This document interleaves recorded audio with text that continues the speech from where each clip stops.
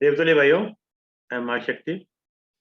आज सज्जन चिंतन का हमारा क्रमांक है 406 और आज हमारे बीच में आदरणीय श्री आर्यन पांडे साहब। और आपको जो विषय है वो है संक्षिप्त योग वशिष्ठ भाग 3। इसके पूर्व में भाग 2 ले चुके हैं और शायद जैसा आप बता रहे हैं शायद ये 15 या 20 भाग में कंप्लीट हो जाएगा।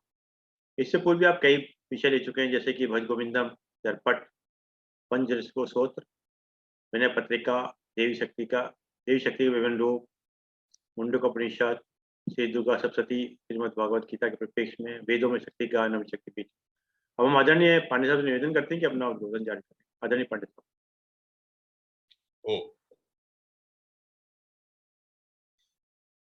सर्वप्रथम गायत्री मंत्र का उच्चारण करते हैं।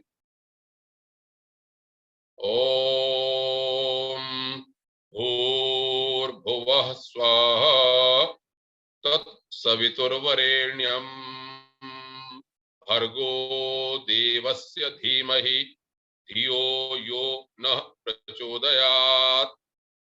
2 वैदिक मंत्रों से मैं प्रार्थना करता हूं। ओम विश्वानि देव सवितर्दुरितानि परासुव यद्भद्रं तन्न आसुव। ओम अग्ने नयसु पथारायि अस्मान् विश्वानि देव वयुनानि विद्वान् यो योध्यस्मज्जुहुराणमेनो भूयिष्ठान्ते नम मुक्तिं विधेम। हे सकल जगत के उत्पादक प्रकाश स्वरूप परमात्मन, आप हमारी सारी बुराइयों को, दुर्व्यय को, आपत्तियों को दूर करें और जो कल्याणकारी हो वो हमको प्राप्त कराएं। हे अग्रणी परमेश्वर, अग्नि स्वरूप परमेश्वर, आप हमारे सारे कर्मों को जानते हैं। आप हमें सन्मार्ग पर ले चलते हुए समृद्धि को प्राप्त कराएं। इसमें जो भी बाधाएं आए उनको आप दूर करें। हम आपको बार बार प्रणाम करते हैं। मैं आदरणीय अरविंद शर्मा जी का और आप सब लोगों का बहुत आभारी हूं। आज अभी अभी बोलने से पहले मैं यही सोच रहा था कि इस मंच के कारण श्री अरविंद शर्मा जी की एक कृपा, स्नेह समझिए, इसके कारण जो उन्होंने मुझे दिया, यहाँ पर भाग लेने का अवसर दिया, उससे मुझे बड़ा लाभ होता है। लाभ हुआ है, विभिन्न ग्रंथ जो मेरे दिमाग में मैंने कभी पढ़े, उन्हें बोलने के लिए मुझे तैयारी करने का, सोचने का मौका मिलता। मैं ये नहीं अपने को कहता कि उनमें मैं बदल गया, मतलब बहुत उच्च स्तर पर पहुंच गया, लेकिन फिर भी यह बात तो है ही कि 1 घंटे की इस तैयारी के लिए जितना समय देता हूं, यहाँ पर जितना बोलता हूं, उतना समय तो मेरा एक सात्विक भाव में, उस भाव में रहता है। इसी क्रम में जब प्रभु की कृपा से अरविंद शर्मा जी के मुख से या उनसे वार्ता करके यह हुआ कि योग वासिष्ठ पे मैं बोलूंगा।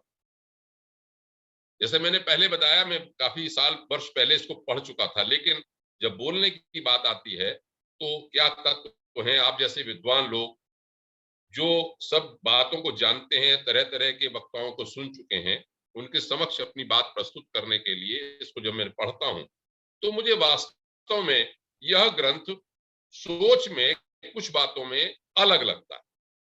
वो बात मैं धीरे धीरे आपके सामने रखने का प्रयास करूंगा। ये बहुत विस्तृत ग्रंथ है।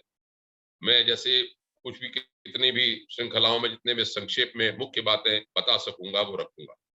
जैसा मैंने कहा कि ये 406 तक पहुंच गए हैं हम लोग। देखिए ये कितनी बड़ी हम लोगों के स्वाध्याय की एक परंपरा इसमें चली है।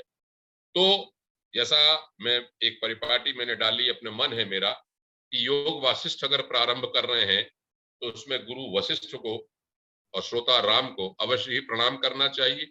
उन्हीं के कारण, उन्हीं की थोड़ी कृपा से हम लोगों को भी हो सकता है सद्बुद्धि मिले और हम उस परम तत्व के पास जा सके। तो मैं पहले वशिष्ठ जी को प्रणाम करता हूं, जो योग वासिष्ठ में ही ये 2 श्लोक आए हैं उनके आधार पर।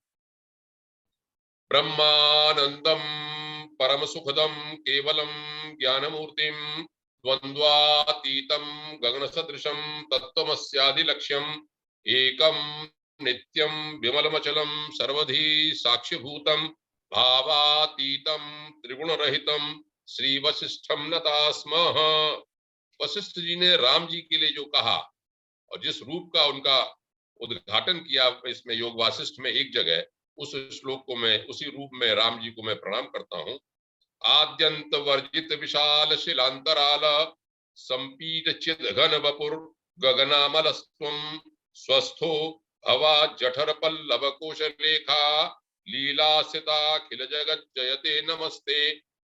इन दोनों को, श्रोता और वक्ता को प्रणाम करने के उपरांत अब मैं इसमें आगे अपने विषय को आगे बढ़ाता हूं। जैसा कि मैं पहले बता चुका हूं कि योग वासिष्ठ में जो प्रकरण है 7, उसमें पहला प्रकरण था वैराग्य। बता चुका संक्षेप में कि रामचंद्र जी को वैराग्य हुआ, बुलाया गया। दूसरा प्रकरण हुआ मुमुक्षु वैराग्य, व्यवहार, मोक्ष के व्यवहार की बात करना, मोक्ष की इच्छा जागृत करना, उसको भी संक्षेप में मैंने बता दिया। अब आप तीसरा प्रकरण प्रारंभ होता है उत्पत्ति प्रकरण।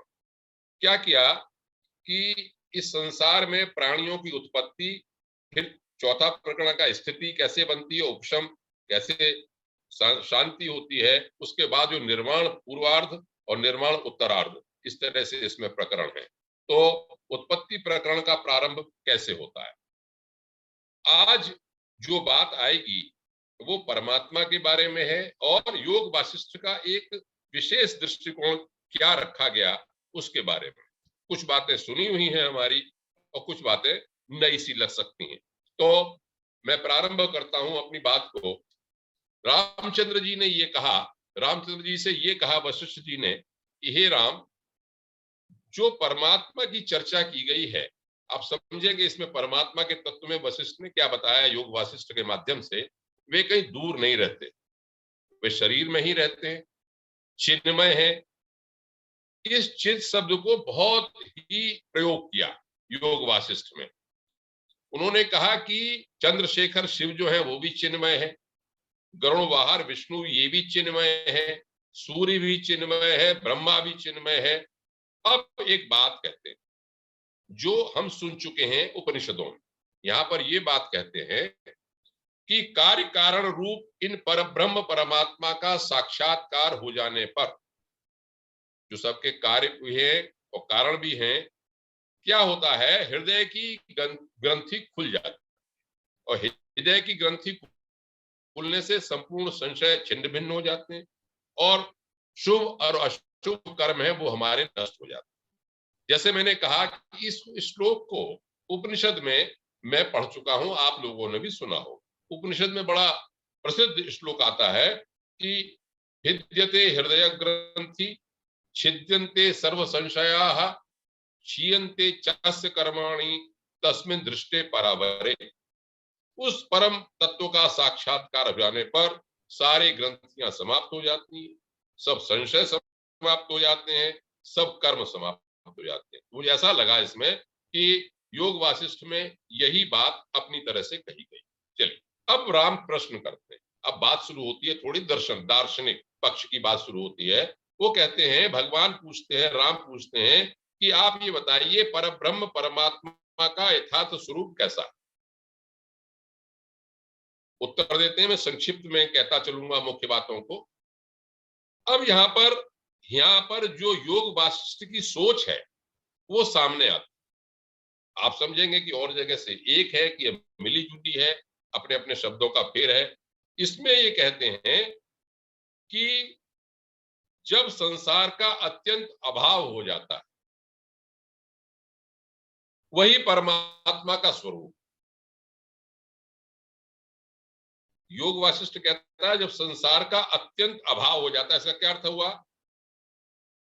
कि जो परम चिन्मय होने के कारण अत्यंत सूक्ष्म होकर भी अज्ञानी लोगों को स्थूल दिखाई पड़ता है और चिन्मय होता हुआ भी अंतःकरण में जड़ के तुल्य दिखाई पड़ता है, वही परमात्मा का स्वरूप। दोनों परमात्मा का स्वरूप बता दिए इन्होंने।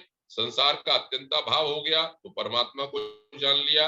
अंदर जो बैठा हुआ है, हम जड़ के शरीरों के अंदर, ऊपर का जड़ जो है उसके अंदर जो चिन्मय चीज है वो परमात्मा है। रामचंद्र जी को समझ में तुरंत उत्सुकता हुई, जिज्ञासा हुई, उन्होंने एकदम पूछ दिया कि भाई परमात्मा सत्य है यह कैसे जाना जाता है। आप कह रहे हैं परमात्मा सत्य है और आप इतने बड़े जगत को कहते हैं कि इसको असत्य है, अतंत्या भाव कर दो भाई, संसार कुछ नहीं। इसको कैसे समझ सकते हैं कि आप कहते हैं कि इसकी उत्पत्ति हुई नहीं। ये योग वासिष्ठ की बड़ी विशेषता है कि वो आगे इस बात को, इस थ्योरी को आगे चलाएंगे, ये संसार है ही नहीं कुछ भी। आप कहते हैं इस संसार की उत्पत्ति नहीं हुई, यह बिना आए हुए ही प्रतीत हो रहा है।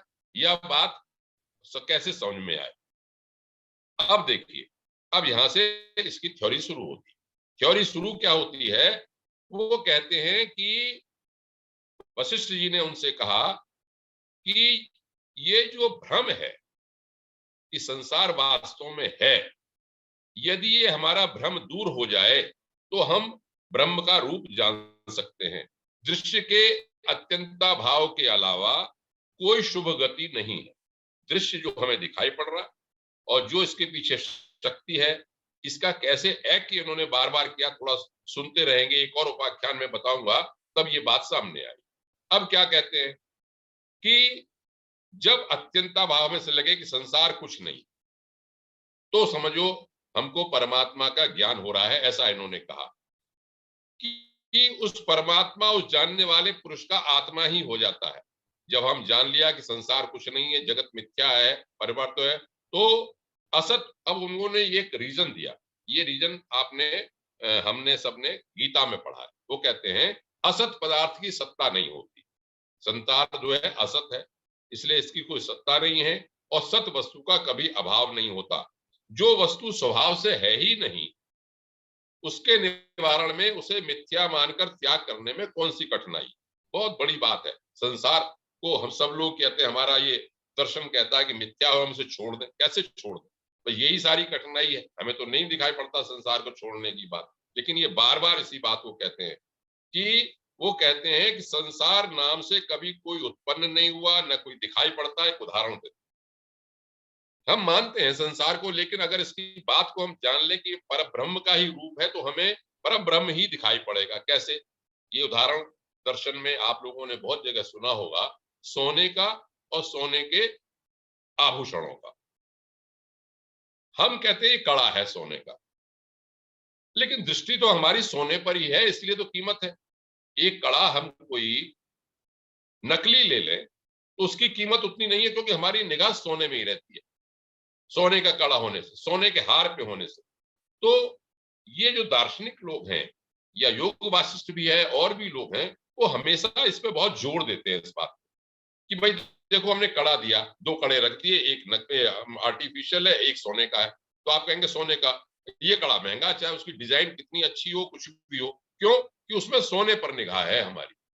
तो ये ऋषि लोग ये समझाना चाहते हैं, जैसे आपके स्वर्ण आभूषणों पर सोने पर ही निगाह रहती है, उसकी कीमत सोने के कारण ही है, इसी तरह से इस संसार की जो क्या कहते हैं कीमत है, या संसार जो है, अस्तित्व है, वो ब्रह्म के कारण ही है।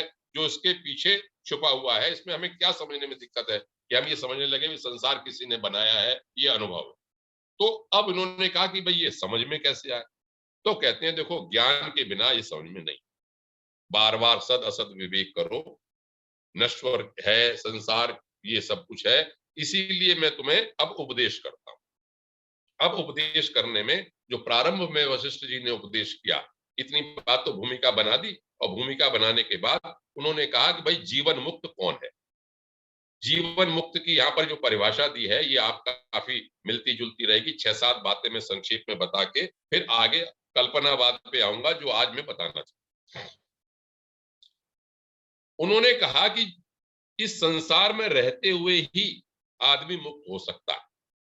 मुक्त होने के लिए मरने की आवश्यकता नहीं है, विदेह मुक्ति जिसे कहते हैं। विदेह मुक्ति ही मुक्ति कहलाती है। इसी को ब्रह्म कहा, इसी को निर्वाण कहा। अब इसके लक्षण बताए। लक्षण आप अभी सुनेंगे तो आपने गीता में जो बात सुन रखी होगी वो आपको लगेगी सुनी सुनाई। कैसे, मैं 7 बातें इसमें बोलता हूं जो इसमें चैप्टर में मुख्य रूप से लिखी हुई है।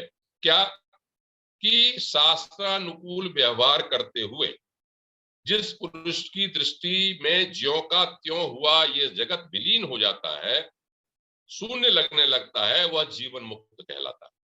संसार को वही माने कि भाई ये अस्तित्व वाला नहीं है।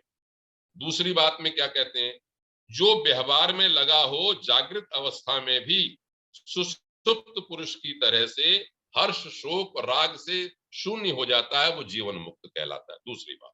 तीसरी बात कहा कि जिसको सुख में कोई सुख नहीं लगता, दुख में दुखी नहीं होता, सुख में सुखी नहीं होता, संतोष पूर्वक जीवन निर्वाह करता है, वह जीवन मुक्त कहलाता है।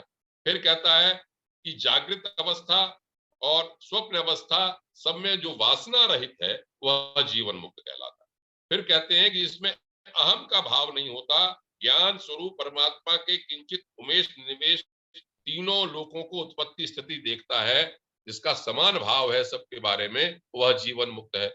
छठी बात कहते हैं जिसको उद्वेग नहीं होता, लोगों से जो उद्वेग नहीं करता, उसे जीवन मुक्त कहते हैं। और सातवीं बात कहते हैं इसमें कि जो संसार के प्रति सत्यता की बुद्धि जिसकी नष्ट हो गई है, वह चित्त युक्त होकर भी चित्त से शून्य है, वह जीवन मुक्त कहलाता है। इसी तरह की बातें गीता के दूसरे अध्याय में कही गई हैं। मैं समझता हूं उसको वहां पर स्थित प्रज्ञ का नाम दिया गया। आप जो भी गीता के अध्ययन करता है, बहुत सुन चुके हैं भाषण, वो सब इसमें लिखा हुआ है। गीता के दूसरे अध्याय के 55 से लेके 61 तक के श्लोक मुझे ऐसे ही लगते हैं। दोबारा मैं विस्तार में उसमें नहीं जाऊंगा क्योंकि मैं इसको आगे बढ़ाना चाहता हूं। एक दो श्लोक बता देता हूं। प्रजहाति यदा कामान सर्वान पार्थ मनोगतान आत्मन्येवात्मना तुष्ट प्रतिज्ञ दुखेषु अनुद्विग्ना सुखेषु विक्तस् प्रिय वीतराग भय क्रोध स्थित धीर मुनि रुच्यते इत्यादि। वहां कहा कि सब कामनाओं को जो भली भांति त्याग देता है, आत्मा से आत्मा में ही संतुष्ट रहता है, दुखों की प्राप्ति होने को उद्वेग नहीं होता, सुखों से निष्प्रिय है, इत्यादि इत्यादि। तो गीता में जो स्थित प्रज्ञ की बात कही, वो यहाँ पर इन्होंने विदेह मुक्ति की बात कही कि हम मुक्त हो जाते हैं। चलिए फिर कहते हैं अब एक नई थ्योरी पैदा होती है। अद्वैत की थ्योरी जो इन्होंने बताई वो भी जाननी चाहिए और कल्पनावाद जो है वो भी जानना चाहिए। यहाँ का अद्वैत क्या है ये भी आपको समझना चाहिए। यहाँ पर एक बात ये कही, ये सिद्धांत लेके योग वशिष्ठ चलता है कि जगत न तो कभी परब्रह्म से उत्पन्न होता है और न ही उसमें लीन होता है। देखिए औरों से अलग हटके सोच है, कुछ ऐसा लगेगा शब्दों का उपयोग। कल इशारे में कालरा साहब ने एक बात कही थी, संकल्प और मन की बात। इसको मैं आगे पूरा एक चैप्टर ही इसके ऊपर इसको बताऊंगा। तो देखिए ध्यान दीजिए कि योग वासिष्ठ क्या कहता है, यह जगत न तो कभी परब्रह्म से उत्पन्न होता है और न ही उसमें लीन होता है। यह केवल सद ब्रह्म सदा अपने में ही आप में प्रतिष्ठित है। ब्रह्म में जो शून्य शब्दार्थ की कल्पना की गई है वो अशून्य की अपेक्षा से है। अशून्य माने सत। सत जो है वो तो अपने आप ही है, उसमें कल्पनाएं आप करते रहिए कितनी ही। वो कहते हैं कि आप जो कल्पना करते हैं वही से जगत का निर्माण होता है। जगत न कभी उत्पन्न हुआ है और न कभी उसका नाश होता है। जिसकी सत्ता पहले नहीं थी उसकी उत्पत्ति कैसे, उसका विनाश की चर्चा कैसे। अब बात में आई कि इनका अद्वैत कैसा है, उसके बाद में कल्पना बाद में लेता हूं। अब ये योग वासिष्ठ का अद्वैत कैसा अद्वैत है, क्यों जोड़ देते हैं। इनका अद्वैत और शंकराचार्य का जो अद्वैत सुन चुके हैं उस पर आप ध्यान दें।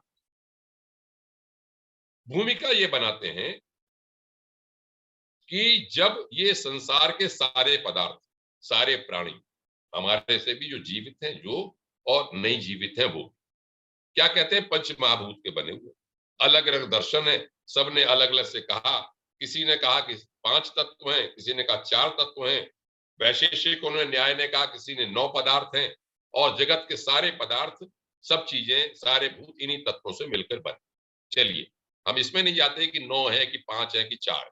ये तो मान लीजिए कि जो कुछ बना है वो कुछ तत्वों से मिलके बना। अब योग वासिष्ठ इस पे ये तर्क देता है कि जब जो चीज दिखाई पड़ रही है बनी है और जिनसे बनी है उनमें संबंध है और सारे पदार्थ उसी से बने हैं, तो इसका मतलब वो ये तर्क देते हैं कि संसार के सारे पदार्थ एक दूसरे से संबंधित।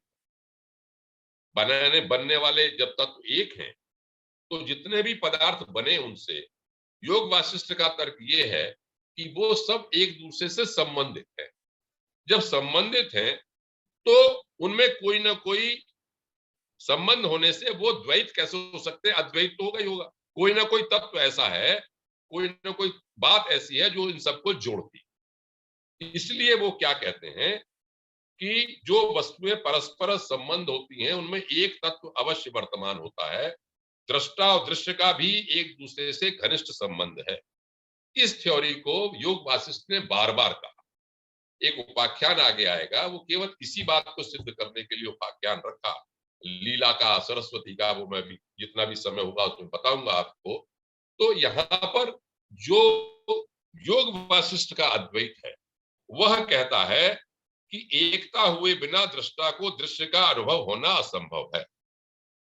कोई ना कोई बात एक होती है। तो वहां पर एक श्लोक लिखा है कि ऐक्यम च विद्धि संबंधम नास्ति असौ असमानयो न संभवति संबंधो विषमाणाम निरंतरः। यह जो संबंध है, दृष्टा को दृश्य दिखाई पड़ता है और सब चीजें एक ही वस्तुओं से मिलकर बनी है, इनके अंदर जो समान तत्व कोई है वही इनको अद्वैत कहते हैं। और इस अद्वैत को योग वासिष्ठ क्या कहता है कि दृश्य पदार्थ भी दृष्टा की जाति के ही हैं। क्यों कहा? ये सब चिन्मय।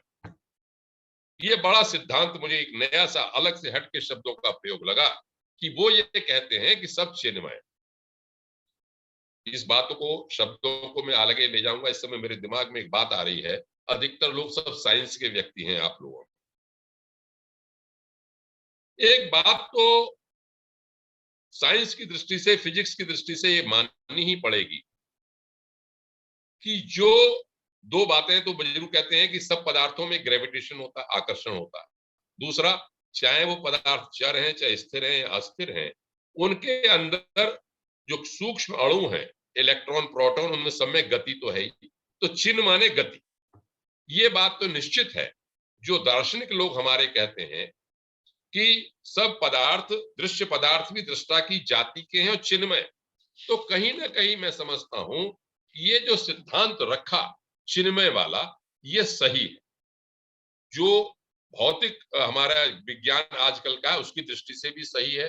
भले ही हम उसको देख पाते हैं, नहीं देख पाते हैं, सापेक्ष की बात आएगी, ये भी आगे आएगी कि किसी बात में गति ज्यादा है, किसी में गति कम है।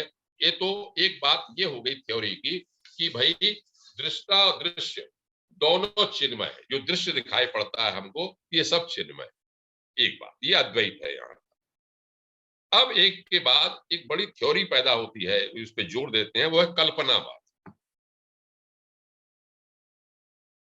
जो अद्वैत कहते हैं कि संसार में एक ही चीज है, सर्वम खलु इदम ब्रह्म, कहते हैं सब कुछ ये ब्रह्म तत्व है।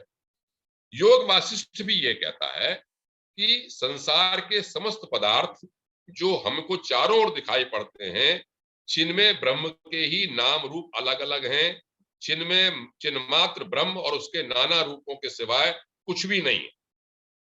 चेतन और चेतन के स्वरूप को प्रत्यक्ष क्षण में वो अपने भीतर हो सकता है, कहीं नहीं है। इसलिए आत्मा और उसके अनंत रूपों का जिनका अनुभव हमारे भीतर होता है, इसीलिए दृश्य पदार्थों को पूर्णतया यथार्थ रूप से जानने के लिए हमको उन्हें आत्मा और नाम रूप विकारों को ही परिभाषा में समझना होगा। क्या कहा उन्होंने कि भाई जो कुछ भी पदार्थ है उसमें कोई अब नहीं। अब मैं कुछ श्लोक, मतलब मूल रूप से जो योग वासिष्ठ में कहे गए हैं वो मैं बताता हूं इस थ्योरी के आधार पर। वो कल्पना के बाद वो क्या कहते हैं। एक जगह कहते हैं कि संसार के समस्त पदार्थ कल्पनामय। हम कल्पना करते हैं तो संसार के पदार्थ हैं। सारे जगत को ही कल्पना का कहा, निराला होते हुए भी आपको लगता है अलग से है, लेकिन मैं यही इसीलिए जानना चाहिए कि अलग अलग लोगों ने किस किस तरह से बात कही। योग वासिष्ठ पे औरों से हटके क्या है, औरों के समान क्या है। वो कहते हैं कि मन और मन की कल्पनाएं हैं चेतन के विकार। बौद्धों का आपने विज्ञानवाद है, बर्कले, सब लोग अपने तरह तरह से, और जो कहते हैं पाश्चात्य लोग हैं, उन्होंने अपने अपने सब रखा है। तो योग वासिष्ठ क्या कहता है, इसको मैं आपके सामने रखना चाहता हूं कि पहली बात तो ये कि संसार के सब पदार्थ कल्पनामय है। मनो मनन निर्माण मात्रम एतत् जगत त्रयम, एक जगह कहा इसी उत्पत्ति प्रकरण को मैं लेके चल रहा हूं, तीसरा प्रकरण है ये, उसमें कहता है कि मन जो है उसी के संकल्प से सब कुछ बनता है। कहते हैं चिति चमत करोति चिति, ये जो चेतन जो है वही चमत्कार करता है चित्त में, हमारे अंदर हम तरह तरह की भावनाएं करते हैं और ये कल्पना हमको उत्पन्न होता है। वो कहते हैं कि स्वर्ग, पृथ्वी, वायु, आकाश, पर्वत, नदियां, दिशाएं सब आत्मा के संकल्प से इस प्रकार बने हैं जैसे कि स्वप्न बनता है। स्वप्न के ऊपर बहुत जोर देते हैं कि ये मनन के अतिरिक्त संसार में कुछ नहीं, एक बात। दूसरी बात क्या कहते हैं, देश और काल भी कल्पित है, फिर भी कहते हैं देश और काल का परिमाण मन के ऊपर, इस पर बड़ी जोर दिया गया, इस पे उपाख्यान भी लिखे गए। कैसे, वो क्या कहते हैं, मैं यहां पर आगे चल के भी बात को कहूंगा, मेरे दिमाग में आ रहा है मेरा कि तीन मूलभूत चीजें हैं, मैटर, एनर्जी और स्पीड,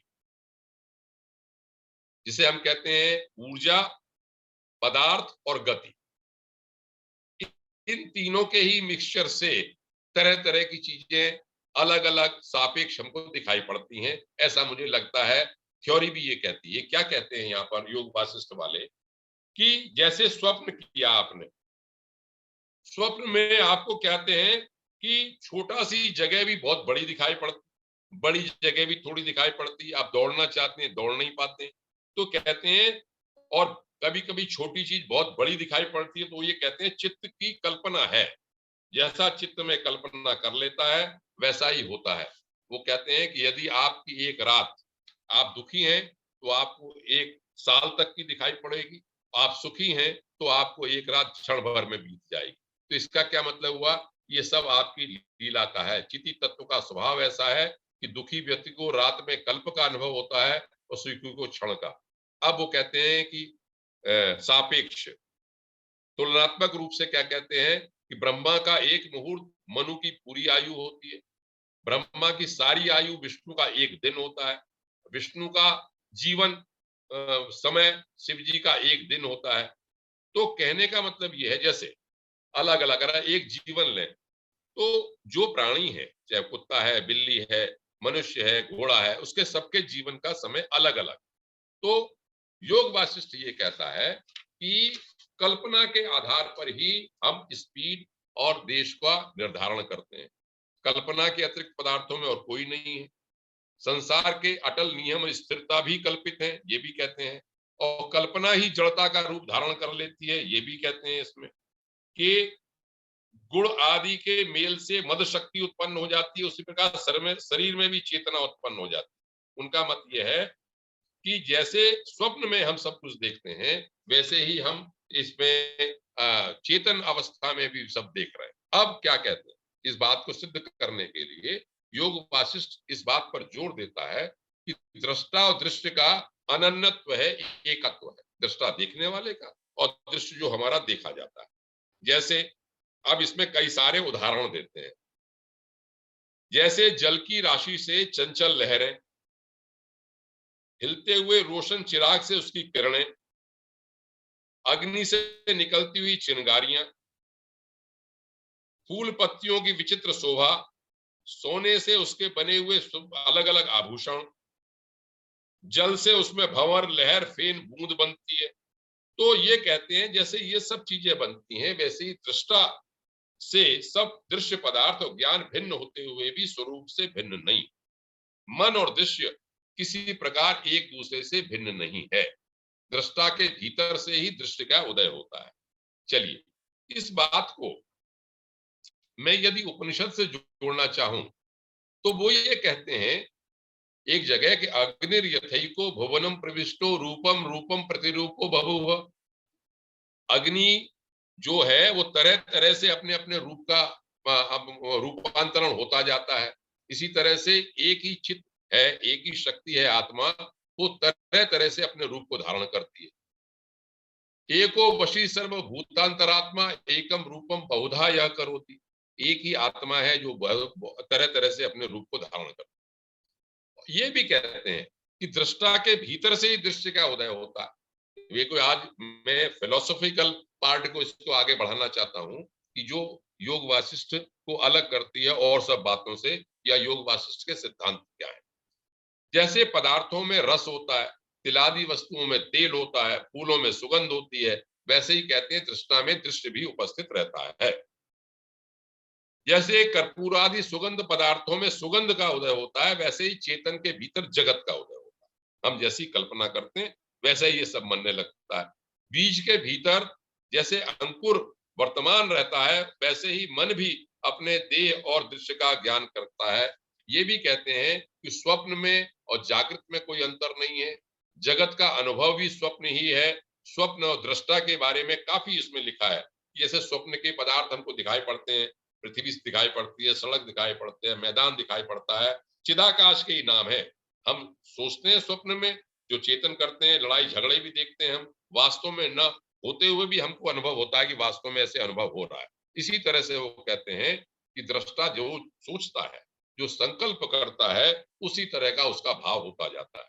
इसको इन्होंने कल्पनावाद को बहुत विस्तार से योग वासिष्ठ में लिखा हुआ है। वैयक्तिक समक्ति, इस मत का नाम उन्होंने दिया वैयक्तिक कल्पनावाद। जो व्यक्ति सोच रहा है उसका कल्पनावाद का नाम दिया। एक और बात है, इस बात को अपने उपाख्यानों से सिद्ध करेंगे ये, कि प्रत्येक जीव का विश्व अलग अलग है। वह जीव ही उस विश्व की सृष्टि करता है। इसको मोटे तौर पे मैं समझूं, अगर इसकी पुष्टि करने के लिए यदि मैं सोचने लगूं, तो हम कहते थे भाई ब्रह्मा तो होंगे पूरे जगत को बनाने वाले, हमारी दृष्टि से तो प्रत्येक मनुष्य अपने में ब्रह्मा है। कैसे भाई? हर सृष्टि तो हम करते ही। मैं पैदा हुआ, अकेला था, शादी हुई, उसके बाद हमारा परिवार बन गया, उसके बाद संबंधी बन गए, मित्र बन गए, अरविंद शर्मा जी भी हो गए, स्वाध्याय सत्संग भी हो गया, मेरा एक परिवार हो गया। तो मैंने अपनी एक सृष्टि बना ली, और इसी तरह की सृष्टि प्रत्येक व्यक्ति ने बनाई है, ये यहाँ पर कहना चाहते हैं। प्रत्येक जीव का विश्व अलग है, और जीव ही उस विश्व की सृष्टि करता है। सद और असद जो कुछ है, चित्त जीव की सृष्टि करने वाला है, जिस वस्तु की जैसी कल्पना करता है। सद असद वो वैसे ही उपस्थित होती रहती हैं। कहते हैं सोते हुए हमारे स्वप्न का बहुत जोड़ देते हैं। फिर वो कहते हैं कि परब्रह्म के परमाणु परमाणु के भीतर अनेक सृष्टियां हैं। सूर्य की किरणों में त्रिश्रेणु दिखाई पड़ते हैं। वो कहते हैं एक ही जगह में अलग अलग सृष्टियां होती है। छोटी सृष्टि है, बड़ी सृष्टि है, वो हमको कुछ दिखाई पड़ती है, कुछ नहीं दिखाई पड़ती है। ब्रह्मा तो जगत की सृष्टि करता है, सारे जीव ब्रह्मा से उत्पन्न होते हैं, फिर जीव अपनी सृष्टि करता है। तो ब्रह्माकृत विश्व और जीवकृत विश्व में क्या संबंध है? तो उन्होंने ये कहा कि उनके मत में जो ब्रह्मा के मन में उदित हुआ, उसका प्रतिबिंब जीवों के मन में भी उत्पन्न होता है। जैसे ब्रह्मा सृष्टि बनाता है, तो उससे बनाए हुए जीव भी उसी तरह की सृष्टि बनाते हैं।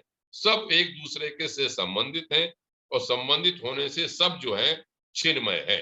और ये कह देते हैं एक ही स्वप्न में बहुत सारे आदमी बहुत से स्वप्न देख लेते हैं, तो वो कहते हैं सब कुछ, सब संसार जो है वो स्वप्नमय है। अब मैं इस बात को बनाने के लिए, जगत के अनेक नाम है, वो चलिए परंपरा है, मैं एक बात और आगे बढ़ाता हूं। इसमें मैं एक आपके सामने एक उपाख्यान रखता हूं, जो सरस्वती, मेरे पास समय है अभी 10 मिनट का, उससे ये बात कुछ सामने आई। यहाँ पर जो बात इन्होंने कही कि दृश्य और दृष्टा ये सब एक है, और ये केवल दोष मात्र है, इसको सिद्ध करने के लिए एक कहानी बड़ी प्रसिद्ध है, वो है लीला उपाख्यान या सरस्वती उपाख्यान। ये देखी जाए तो उत्पत्ति प्रकरण में 46 सर्गों में है, सर्ग 15 से लेकर 60 तक। आप समझिए कितना विस्तार है, रिपीटिशन भी है, कहानी भी है। मैं इसको संक्षेप में आपके सामने कहना का प्रयास करूंगा, इस बात को कि इन्होंने क्या कहने का प्रयास किया है इसमें। उपाख्यान।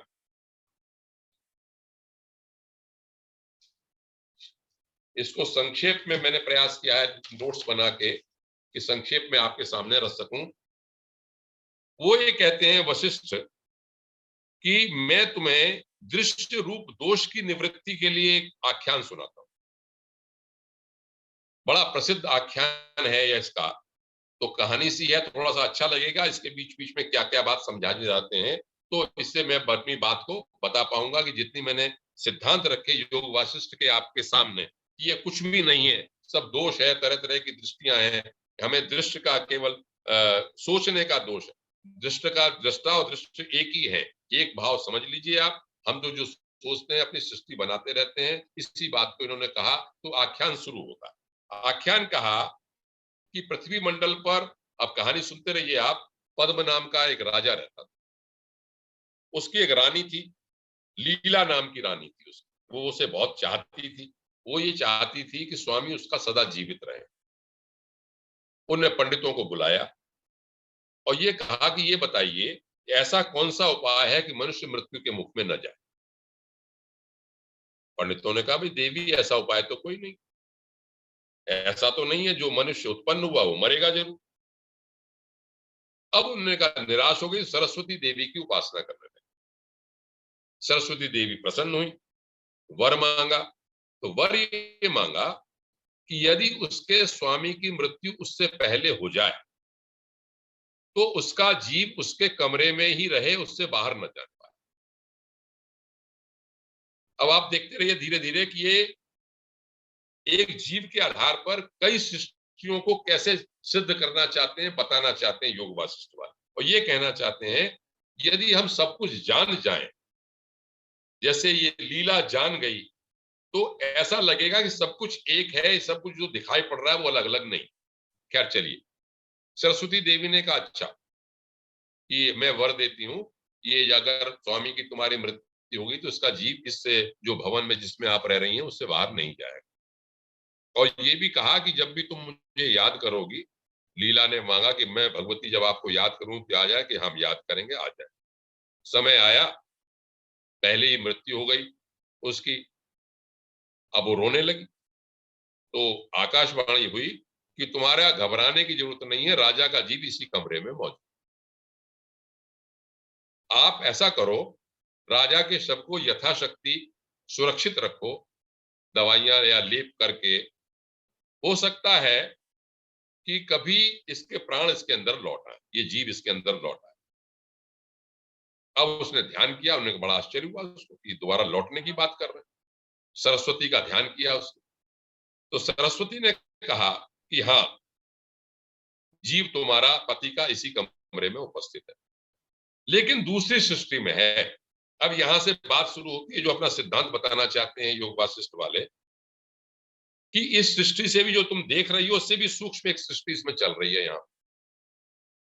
तो सरस्वती ने बताया कि जगत के भीतर दूसरा जगत, उसके भीतर तीसरा जगत, उसके तरह अनंत जगत है। एक सृष्टि के लिए दूसरी सृष्टि वालों के जीव शून्य हैं, नहीं आपको मालूम पड़ सकते। यदि कोई सृष्टि के व्यवहार को देखना चाहे तो उसे एक विशेष सिद्धि प्राप्त करनी पड़ती। तो अब उन्होंने कहा कि आप मुझे दिखाओ, मैं तो उत्सुक हूं देखने के लिए।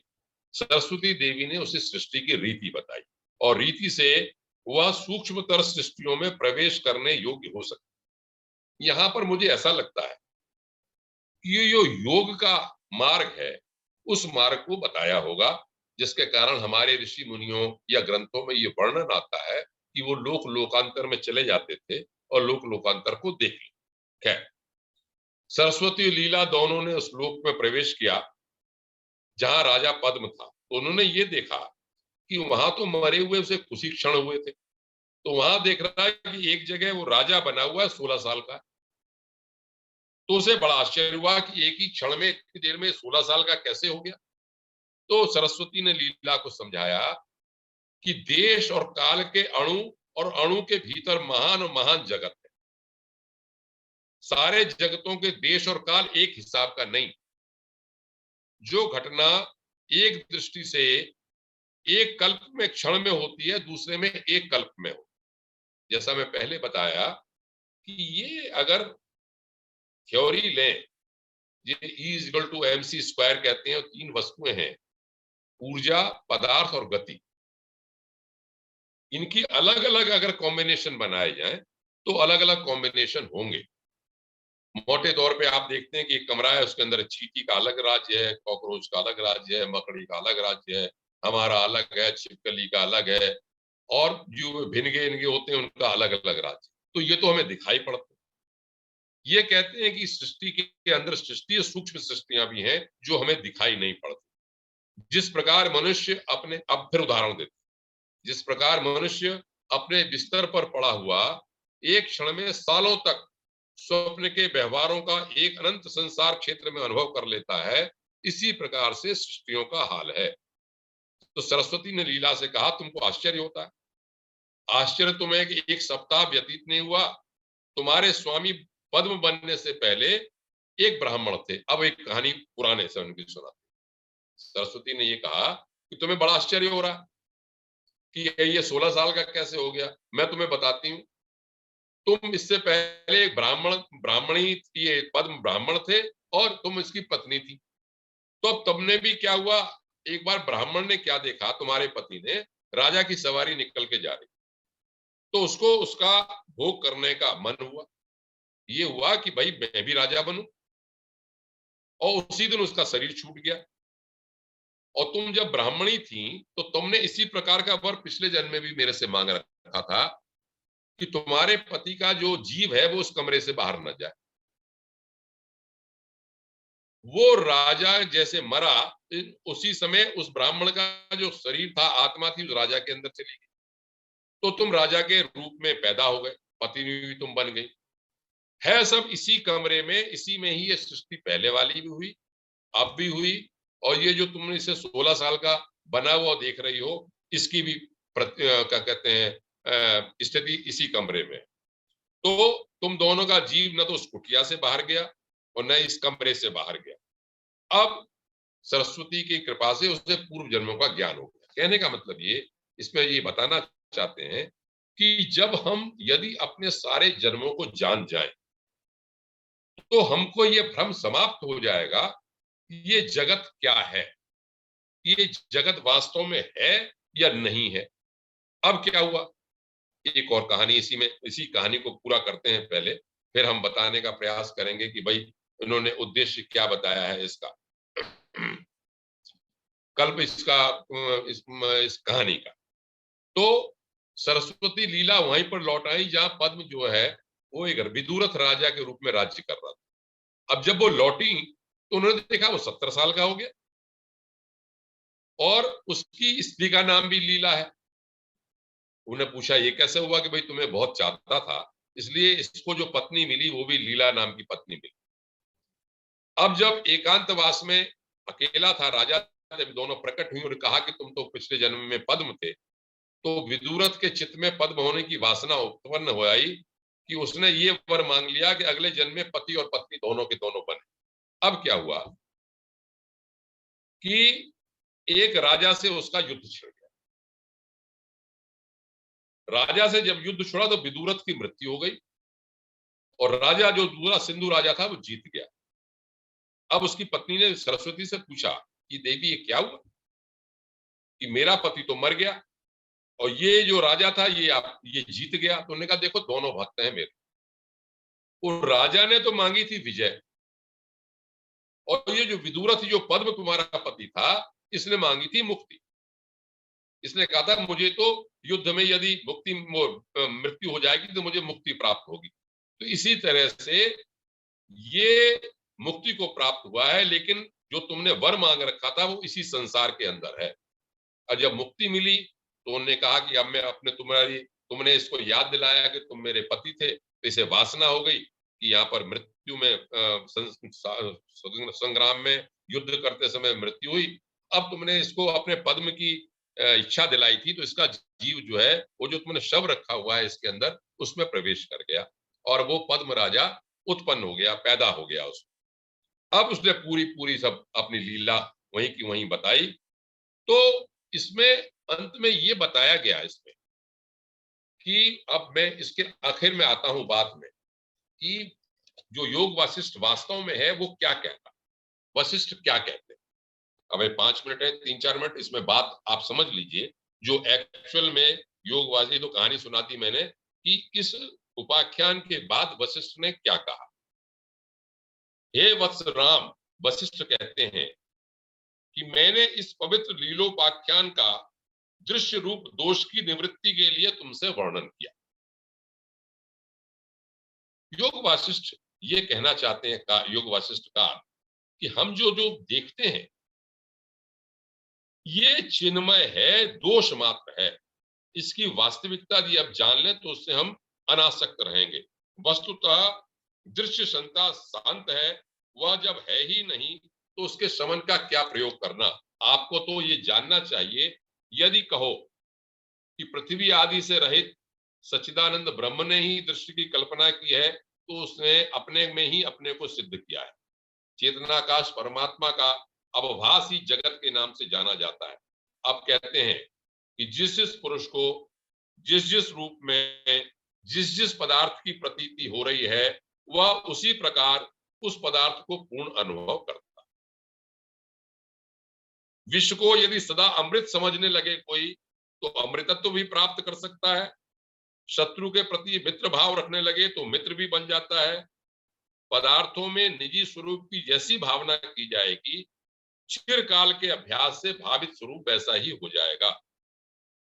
जो चेतन है वो परमात्मा का स्वभाव है, यही जीव में भी आया है और विकासशील है। जैसे जैसे आप उसको विकसित करेंगे वैसा ही हो जाएगा। ये सिद्धांत बता रहे हैं कि आप अपने चेतन स्वभाव को जैसा बनाना चाहेंगे आप वैसे ही हो जाएंगे। इसीलिए फिर दोनों ने इस बात को कहा कि दुखी पुरुष होता है तो एक रात उसे कल्प के समान लगती है, और जब सुखी होता है तो एक क्षण लगता है। रात तो नहीं, केवल सोचने का और संकल्प करने का मात्र है कि क्षण भर में मनुष्य देखता है अभी अभी मेरी मृत्यु हो गई, फिर पैदा हुआ, फिर तरुण हो जाता है, फिर युवावस्था होता है, कभी योजन भर चला जाता है। ध्यान द्वारा लेकिन जो चित्त अपने को क्षीण कर लेते हैं, कल्पना शक्ति को, निर्विकल्प सदा समाधि में स्थित हो जाते हैं, उनके लिए न दिन है और न उसके लिए रात्रि है। तो वो फिर भी यही बात कहते हैं जैसे स्वर्ण सोने के भीतर, आभूषणों के भीतर स्वर्ण है और आपको दिखाई नहीं पड़ता, आभूषण दिखाई पड़ते हैं, इसी तरह से परम ब्रह्म के अंदर यह सृष्टि उपस्थित है। आपने सोने से कड़ा बना दिया तो कड़ा तो था उसके अंदर, ये कहते सोने के अंदर ही था, आपने उसकी रचना कर दी उसको। अब असली बात बता के आगे बढ़ा के मैं इस बात को आज समाप्त करूंगा, इस प्रकरण को, कि जो जीवात्मा वैराग्य और तीव्र साधनों से युक्त है, विषय भोगों से विचलित न होता हुआ अपने जीवन को एकाकार वृत्ति से रहता है, वह मोक्ष को प्राप्त होता है। इस प्रकार सहस्रों सृष्टियों के बारंबार उत्पन्न होने नष्ट होने पर जीव समूह को न तो कोई वस्तु प्राप्त है न कोई अप्राप्त है। वो कहते हैं जब पदार्थों की सत्ता है ही नहीं तो उन्हें प्राप्त अप्राप्त क्या कहा जा सकता है। सब कुछ आवरण रहित सच्चिदानंद परमात्मा है। जब हमको हे राम इस प्रकार का अनुभव हो जाएगा, परम पद स्वरूप परमात्मा का ज्ञान हो जाता है, तो क्या होता है, ये त्रिपुटी की बात आगे आएगी। प्रमाता प्रमेय और प्रमाण माइक रूप वाले जगत का विस्मरण हो जाता है, उसको किसी की स्मृति नहीं होती। तो यहाँ पर अंत में ये कहते हैं, मैं अपने आज वक्तव्य को समाप्त करता हूँ इस सैद्धांतिक बात कह के योग वासिष्ठ की, कि विशुद्ध ज्ञान रूप ब्रह्म की द्वैत और ऐक्य विषमक संकल्प विकल्प करने के कारण हमको अहम और त्वम का होता है भाव, लेकिन वास्तव में वो ये कहते हैं कि ये संसार जो है केवल संकल्प से बना है, केवल ब्रह्म ही सब कुछ है, चेतन ही सब कुछ है, चित्त ही सब कुछ है। ये सब हमारी चित्त जीव की कल्पना की गई है, इसके अतिरिक्त कुछ नहीं। यदि हम दृष्टा होकर दृश्य दोष को समाप्त कर दें, दृश्य की अस्तित्व को जानने लगे कि ये वास्तव में कुछ नहीं है, तो हम जो भी बंधन है उससे मुक्त हो जाएंगे। ऐसा योग वासिष्ठ का मत है। इन्हीं बातों को जगत के बारे में, मन के बारे में क्या क्या कहा गया या क्या उपाख्यान है, मैं आगे प्रयास करूंगा आपने के सामने कुछ उपस्थित रखने का। जो मेरी समझ में आ रहा है वो आपके समक्ष में प्रस्तुत कर रहा हूं, जिससे कि हम ये जान सकें कि योग वासिष्ठ अपने सिद्धांतों में क्या प्रस्तुत करते हैं। मैं अपने वक्तव्य को समाप्त करता हूं। धन्यवाद आदरणीय आनंद पंडित साहब। आज आपने संक्षिप्त योग वशिष्ठ भाग 3 लिया। अब मैं सभी लोगों को अनम्यूट कर रहा हूँ। इस संबंध में जिस किसी कोई जिज्ञासा हो तो आदरणीय आनंद पांडे साहब से पूछ सकते हैं। अब हमने अनम्यूट कर दिया सर। जी बहुत बहुत प्रणाम, और अरविंद शर्मा जी को भी बहुत बहुत प्रणाम। आपके कारण, आपके माध्यम से आज हमें पांडे साहब से ये अमृत वर्षा मिल रही है। मैं सिर्फ एक चीज, वैसे तो इससे प्रश्न क्या जिज्ञासा बढ़ती जा रही है, मैं सिर्फ एक चीज पूछना चाहता हूँ कि जब अभी कहा गया कि कुछ भी सत्य नहीं है, मतलब जगत जो है वो न है न था, स्वप्न है, कुछ है ही नहीं। और एक तरफ बोलते हैं कि एक कुछ ऐसी चीज है जो जिससे सब कुछ बना है। आज के साइंटिस्ट लोग भी तो यही कर रहे हैं। एक गॉड पार्टिकल की बात पर रिसर्च बहुत ज्यादा चल रहा है कि एक अल्टीमेट पार्टिकल है जो सब कुछ, जिसमें जिससे सब कुछ बना है। तो कहीं हम लोग उस तरफ भी तो नहीं जा रहे हैं, और कहीं हम लोग ऐसा तो नहीं हो जाएंगे कि हम विश्वास करना छोड़ देंगे ब्रह्म में। बस हम हैं, खुश रहें, खुश खुश रहना तो ठीक है, बस हम हैं, हम ही हैं और कुछ भी नहीं है। ऐसा ऐसा तो नहीं हो जाएगा आगे? हम भी नहीं है, हम भी नहीं है। बहुत सुंदर बात चौधरी साहब कह रहे हैं। मैंने पहले ही कहा था कि योग वासिष्ठ को जब मैंने लिया तो मुझे ऐसा लगा कि कुछ शब्द या कुछ थ्योरी और जगह से भिन्न रूप में रखा, लेकिन लेकिन मूल रूप में बात एक ही आती है। जब आप कहते हैं पूर्णमदः पूर्णमिदं पूर्णात् पूर्णमुदच्यते पूर्णस्य पूर्णमादाय पूर्णमेवावशिष्यते, जब अभिव्यक्तिवाद कहते हैं कि ये जो जगत है ये ब्रह्म ने ही अपने को अभिव्यक्त किया है, मुझे ऐसा लगता है, मैं ये नहीं कहता कि मुझे पूरी बात आती है, समझ में आती है, कि मैं अधिकारी हूं, लेकिन जितनी मेरी सोच है, बात क्या है, संसार की नश्वरता का भान हमको बना रहे, उतरा रहे, और हम चित हैं, जिसको कहते हैं कि अहम ब्रह्मास्मि तत्त्वमसि सर्वम खलु इदं ब्रह्म, जो शंकराचार्य कह गए, उसको योग वासिष्ठ मन पर, चित्त पर, कल्पनावाद पर और अपने अद्वैत दृष्टा और दृश्य के बीच में एक के ऊपर बातों में कह रहे हैं। हम क्या होंगे क्या नहीं होंगे, तो ये तो बात आप समझ लीजिए कि जब निर्विकल्पक समाधि हो जाती है, ऐसा कहते हैं, निर्विचार हो जाता है, तो सब कुछ जो आप कह रहे हैं वही हो जाता है, कुछ रहता ही नहीं। जब कुछ रहता नहीं है तो उन्होंने जीवन मुक्ति की बात कहती। जब हर्ष हमको नहीं होगा, हमको क्या कहते हैं द्वेष नहीं होगा, क्रोध नहीं आएगा, तो हम तो वास्तव में बिल्कुल ही औरों से अलग ही हो जाएंगे, एक तरह से कोई प्रभाव ही नहीं होगा। जो स्थित प्रज्ञ में कहा, यहाँ पर विधेय मुक्ति के बारे में कहा, तो मैं ये समझता हूं कि आपको या हमको जो अच्छा लगे, लेकिन ये विचार योग वशिष्ठ कैसे कह रहा है, इस बात को समझना चाहिए। और एक बात जो मैंने कही, संसार की नश्वरता, प्रत्येक पदार्थों में आपसी संबंध और चित्त जो चेतन तत्व है वो सब में एक है, इसको उतारने के लिए तरह तरह से ग्रंथकारों ने या ऋषि मुनियों ने अपने अपने मत को रखा, ऐसा मैं समझता हूँ। हाँ, मतलब हम मोक्ष और मुक्ति जो है, ये भी कुछ नहीं रह जाता है। जब खत्म ही हो गया तो सब खत्म ही हो गया, कहते हैं भेद्यते, जब संशय खत्म हो गए, ग्रंथियां खत्म हो गई, शुभ और अशुभ कर्म समाप्त हो गए, उस तत्व को जानने पर ही तो सब लिखा ही इसमें। जी बहुत बहुत। तो पांडे जी, क्या ये ज्ञान योग है? सिर्फ इसमें सिर्फ ज्ञान के बारे में है? हाँ, तो कर्म योग नहीं है, भक्ति योग नहीं है, सिर्फ ज्ञान योग है। कर्म की बात जो इन्होंने कही, जो पहले आप कह के आए, जो पहले वाले वक्तव्य में मैंने कहा था कि पुरुषार्थ को बड़ा महत्व दिया गया, लेकिन उन्होंने ये कहा दैव कुछ नहीं। इन्होंने कहा जो हम पुरुषार्थ करते हैं वही दैव बन जाता है। जब हम वर्तमान में ज्यादा प्रयास करते हैं तो हमको उस वैसा ही फल मिलता है। तो जो कर्म की बात आप कह रहे हैं, वो कर्म केवल पुरुषार्थ तक ही सीमित है, ये समझने के लिए कि हमें ये जाने, ये सब कुछ संकल्पित जो कुछ हमने कहा उसी को उतारने का ही लिए प्रयास की बात। आगे और चलेगा तो मैं बताऊंगा कि क्या कहते हैं, लेकिन आपने जो बात कही योग वासिष्ठ ज्ञान मार्ग, ज्ञान, बहुत बहुत धन्यवाद। और किसी को जिज्ञासा हो तो पूछ सकते आज हैं। हमारे आचार्य अविनाश कृष्ण भी उपस्थित हैं, बड़ी प्रसन्नता है, मैं उनका स्वागत करता हूँ, प्रणाम करता हूँ। चलिए, नहीं तो फिर आचार्य अविनाश आवाज नहीं खुली हुई है आपकी आचार्य जी। बंद है आचार्य जी आवाज खोल लीजिए, म्यूट है आज आप, आचार्य अविनाश अनम्यूट हो कृष्ण जाइए। जैसे विद्वान उपस्थित हैं, मैं उनका स्वागत बहुत करता चलिए सब कोई हूँ। आवाज आपकी आवाज बंद है अविनाश कृष्ण साहब। आचार्य जी आपकी आवाज खोल लीजिए।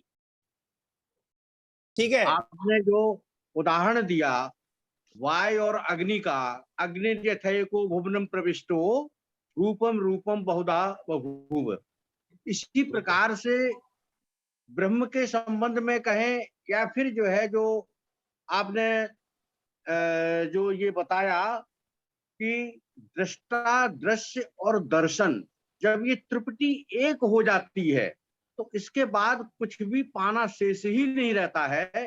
श्रीमद् फिर आवाज बंद हो गई आपकी। आवाज आचार्य जी बंद हो गई है।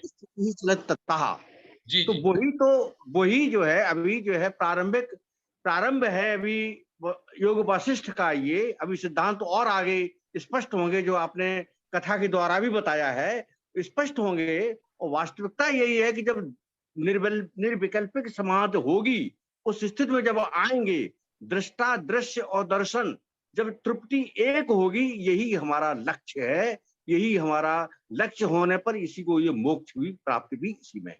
धन्यवाद, सही कहा, समझ पाया। सही, बिल्कुल सही कहा। चलिए, और किसी को जिज्ञासा हो पूछ सकते हैं, नहीं तो फिर आज अंत में बागी शर्मा जी 200 धन्यवाद दीजिए।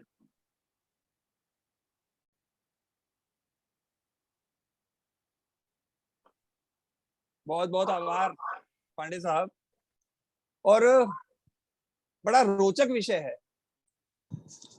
और मुझे तो लगता है सर योग वैशिष्ट में अधिक गंभीर और सूक्ष्म विश्लेषण हुआ है हर एक बात का औरों के मुकाबले। अच्छा, मुझे ये भी लगता है कि मोक्ष प्राप्त करने का एक ही मार्ग है, मोह का नाश। क्योंकि जहां आपने जिस बारे में सोचते सोचते जैसे कि हुआ ना, अधिक सोचना भी बहुत खतरनाक है, और खास तौर पे आपके अंतिम समय में, क्योंकि हो सकता है आपने अंतिम समय में जो सुना है अगली बार आपको वही देखना पड़ जाए, जैसे कि आपने दृष्टांतों से भी बताया। अच्छा, जगत की सत्ता असत्ता या परमात्मा की सत्ता का भी आपने धीरे धीरे धीरे धीरे बड़े आराम से, अभी तो हिंट ही दे रहे हैं, बाद में आप इसको और, जैसे पहली ही क्लास में पहले आदमी एबीसीडी सुनाता है ना, अभी आप हमें एबीसीडी से बहला रहे हैं। जरा जरा थोड़ा हमारा वो तैयारी कर रहे हैं, हमारा प्रीफेस तैयार कर रहे हैं, उसके बाद और आनंद आएगा। और जहां तक लगता है कि पुरुषार्थ और तत्व ज्ञान के साथ साथ इसमें शास्त्रोक्त ज्ञान भी आप, या जो सदाचार, वैराग्य, आदर्श व्यवहार, समव्यवहार, सत्कर्म, इन सब चीजों के बारे में इसमें मुझे लगता है जैसे धीरे प्रीफेस बनाते जा रहे हैं उसमें उसका भी और इन सभी चीजों का प्रतिपादन होगा। आपका बहुत बहुत धन्यवाद सर, और हम आतुर हैं आपके अगले अंकों के सुनने के लिए। धन्यवाद, बहुत बहुत धन्यवाद आप सबको, बागी जी को भी, शर्मा जी और सबको, सब लोग धन्यवाद आदरणीय बागी जी। मोह के साथ साथ लोभ का भी जितना छीया होगा उतना मुक्ति मोक्ष मिलेगा ना। मोह और लोभ दोनों ही एक ऐसी चीज है जो कि हमें मुक्ति मार्ग में कहीं ना कहीं दिक्कत करते हैं। बिल्कुल बिल्कुल। चलिए साहब, आदरणीय धन्यवाद आदरणीय बागी शर्मा जी, धन्यवाद आदरणीय आर एन पांडे साहब, आपने समय निकाल कर समय दिया। और जैसा कि एक विचार के साथ और 3 बार ओम के साथ अपनी बात को समाप्त करते हैं। आज का विचार, नसीहत वह सच्चाई है, नसीहत वह सच्चाई है जिसे हम गौर से नहीं सुनते, और तारीफ है धोखा है जिसे हम ध्यान से सुनते हैं। बहुत सुंदर, बहुत नसीहत वह सच्चाई है जिसे हम गौर से नहीं सुनते, और तारीफ है धोखा है जिसे हम ध्यान से सुनते हैं। दिल साफ करके मुलाकात की आदत डालो, दिल साफ करके मुलाकात की आदत डालो, धूल हटती है तो आईने भी चमक उठते हैं। ये तो बिल्कुल, बाकी बिल्कुल। शर्मा जी के उसमें चले गए आप जोन में। बहुत सुंदर कहा। तो मैंने खरबूजे कहा- का सीजन चल रहा है ना, तो खरबूजे को देख के खरबूजा रंग बदल ही देता है। नहीं, चलिए साहब आइए 3 बार उनको उच्चारण करते हैं।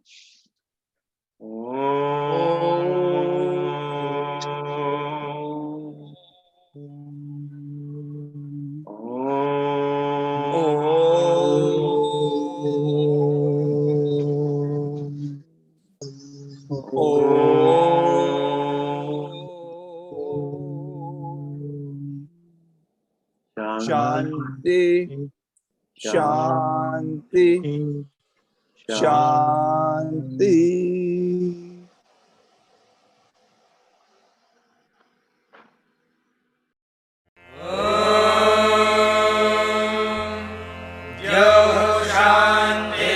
शान्तिरन्तरिक्षं शान्तिः पृथिवी शान्तिरापः शान्तिरोषधयः शान्तिः वनस्पतयः शान्तिर्विश्वे देवाः शान्तिर्ब्रह्म शान्तिः सर्वं शान्तिः शान्तिरेव शान्तिः सा